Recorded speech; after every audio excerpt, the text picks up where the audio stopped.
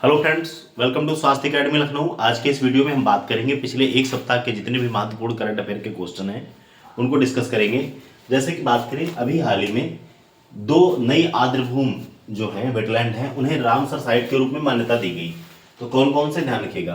पहला है पटना पक्षी अभ्यारण्य। तो पटना पक्षी अभ्यारण्य कहाँ पे है? ये उत्तर प्रदेश के एटा में है, ध्यान रखिएगा।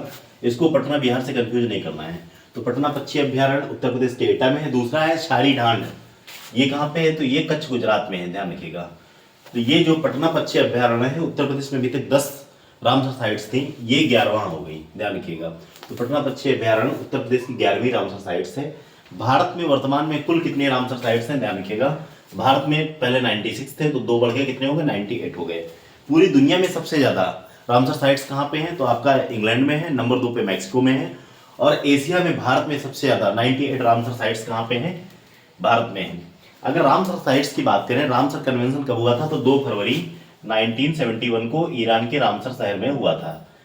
अगर बात करें भारत ने रामसर साइट पर कब हस्ताक्षर किया, तो भारत ने 1982 में 1982 में इस पे हस्ताक्षर किया। और ये लागू कब से हुआ? तो 1971 में ये सम्मेलन हुआ था और 1975 में ये लागू किया गया था, ध्यान रखिएगा।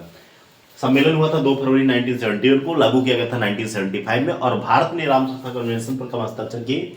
तो 1982 में। ये तीनों क्वेश्चंस पूछे गए हैं। अब अगला क्वेश्चन है पेन्नियार नदी। पेन्नियार नदी जल विवाद किन 2 राज्यों से संबंधित है? डिस्ट्रीब्यूट है, और ध्यान रखिए अभी चर्चा में है। तो ये तमिलनाडु और कर्नाटक राज्य से संबंधित है। कर्नाटका ने कुछ डैम वगैरह बनाने का काम शुरू किया है, इसको लेकर के तमिलनाडु ने क्या किया है? ऑब्जेक्शन किया है, इसीलिए चर्चा में है। पेन्नियार नदी जल विवाद जो है तमिलनाडु और कर्नाटक से संबंधित है। एक नदी है पेरियार। तो कमेंट सेक्शन में बताइएगा पेरियार नदी किस राज्य में है।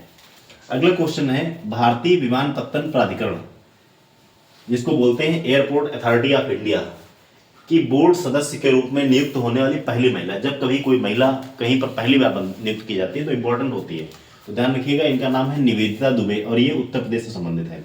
ये क्या है? भारतीय विमानपत्तन प्राधिकरण के बोर्ड सदस्य के रूप में नियुक्त होने वाली पहली महिला है। और ध्यान रखिए यहाँ पर कुल मेंबर्स कितने होते हैं? तो 13 होते हैं। अगला क्वेश्चन है एक्सरसाइज खंजर को लेकर के।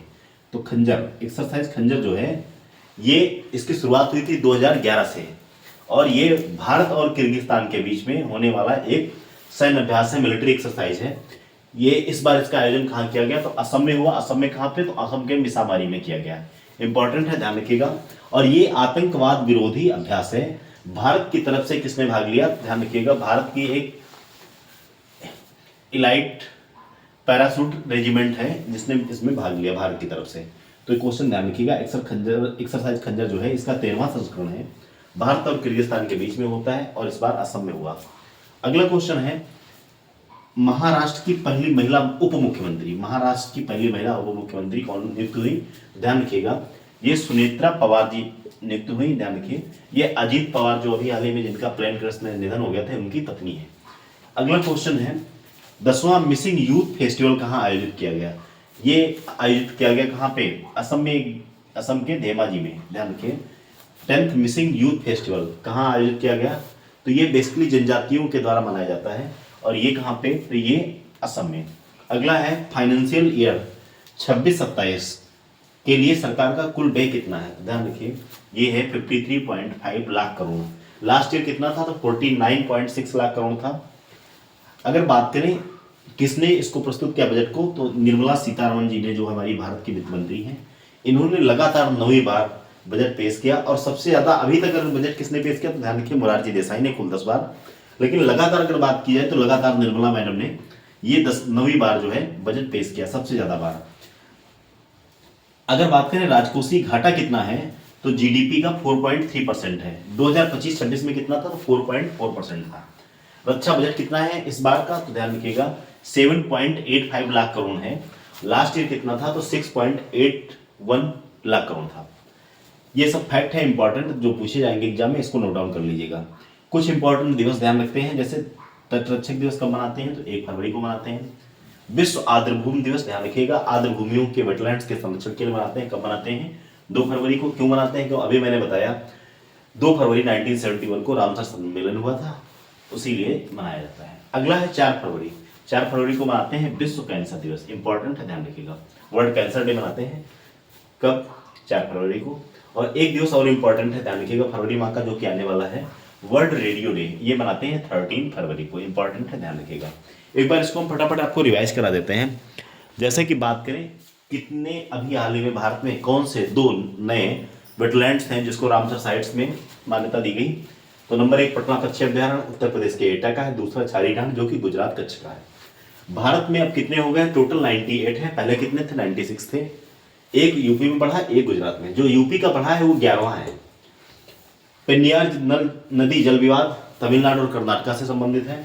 भारतीय विमानपत्तन प्राधिकरण की बोर्ड सदस्य के रूप में नियुक्त होने वाली जो पहली महिला है उनका क्या नाम है, निवेदिता दुबे हैं, और कुल 13 मेंबर्स होते हैं। वर्ल्ड रेडियो डे 13 फरवरी को मनाते हैं।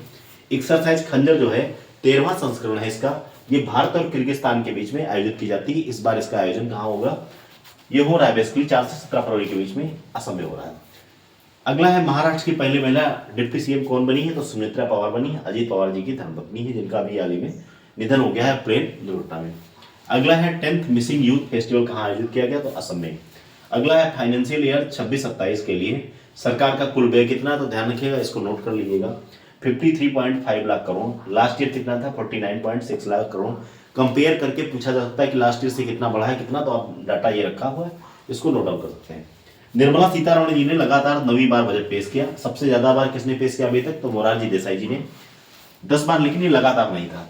अगला राजकोषीय घाटा, राजकोषीय घाटा कितना है, जीडीपी का 4.3% है। 25-26 में कितना था, तो 4.4% था, ये अनुमानित है। रक्षा बजट कितना, तो 7.85 लाख करोड़ है। लास्ट ईयर कितना था, 6.81 करोड़ था, ये ध्यान रखिएगा लाख करोड़ में है। अगला है तटरक्षक दिवस कब मनाते हैं, तो 1 फरवरी को। वर्ल्ड वेटलैंड डे कब मनाते हैं, 2 फरवरी को। और वर्ल्ड कैंसर डे कब मनाते हैं, 4 फरवरी को मनाते हैं।